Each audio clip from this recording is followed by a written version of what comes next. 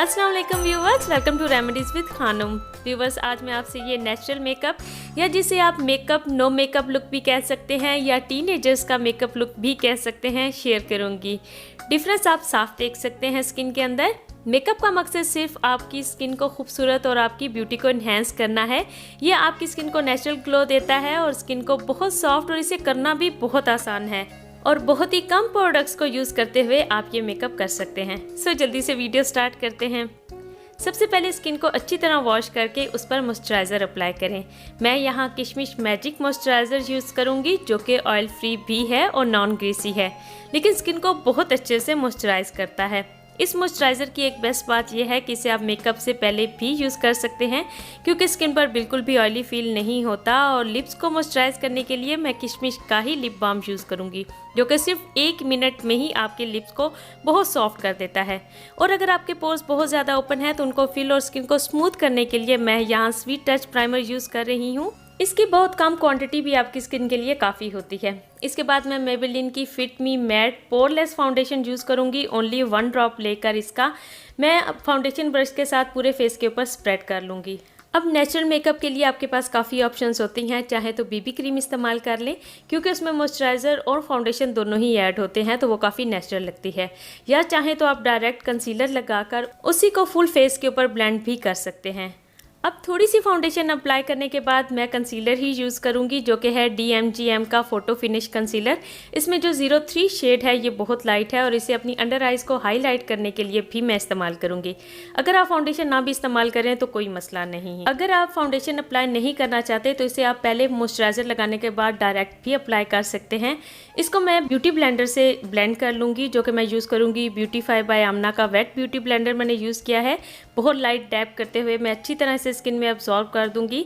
Eyes के ऊपर वाला जो है मेरे आई लिड का एरिया है उस पर भी सेम जो ब्यूटी ब्लेंडर है जो उसके ऊपर प्रोडक्ट लगी रह गई थी उसके साथ मैं उसे आईज के ऊपर अच्छी तरह उसको आईज के ऊपर अप्लाई कर लूँगी। इसके बाद मेरा बहुत ही फेवरेट और लाइट और बेस्ट जो फेस पाउडर है बोर्जुआ हेल्दी मिक्स, उसको लेकर मैं अपने फेस पर जो मैंने थोड़ी सी फाउंडेशन और कंसीलर लगाया है उससे सेट कर लूँगी। और आईब्रोज को मैं पहले स्पूली की मदद से अच्छी तरह नीट करूँगी कि अगर उसमें कोई फाउंडेशन या पाउडर वगैरह चला गया है तो वो अच्छी तरह पहले साफ़ हो जाए।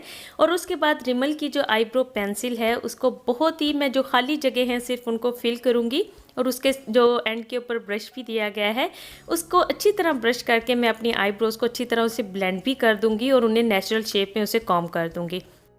और इसके बाद ब्यूटीफाई बाय आमना का ब्राउन्जर लेकर मैं एक ब्लेंडिंग ब्रश के साथ बहुत कम क्वांटिटी लेकर अपने आई लिड एरिया पर अप्लाई करूंगी। ये टोटली ऑप्शनल है लेकिन मैं ऐसा ज़रूर करती हूँ क्योंकि इससे आइज़ काफ़ी बड़ी लगती हैं और जो इनकी थोड़ी हुडीड आइज़ हैं उनमें भी थोड़ी सी शेप आ जाती है, थोड़ी आपकी जो क्रीज है उसमें डेप्थ आ जाती है और आपकी आइज़ काफ़ी बड़ी और प्यारी लगनी शुरू हो जाती हैं। अगर आप चाहें तो कोई बहुत ही लाइट पिंक जो शेड है आप वो भी अप्लाई कर सकते हैं। इसके बाद मैं आई लैशेज़ को कर्ल कर लूँगी। अगर आप वैसे भी अपनी आई लैशेज़ को कर्ल करते हैं तो इससे आंखें काफ़ी बड़ी प्यारी और आपकी आई लैशेज़ जो हैं वो काफ़ी घनी लगती हैं। आई लैशेज़ को कर्ल करने के बाद उस पर मैं मस्कारा अप्लाई करूँगी और जितनी भी प्रोडक्ट्स मैंने यूज़ की हैं उनके नेम्स और प्राइजेस डिस्क्रिप्शन बॉक्स में मैंने मेंशन कर दिए हैं। अब मेरी बेटी की माशाल्लाह लैशेज़ वैसे ही काफ़ी लंबी हैं और आप देख सकते हैं कि बगैर कोई आई शेडो अप्लाई किए, बगैर किसी मेहनत के आइज़ कितनी प्यारी लगना शुरू हो जाती हैं।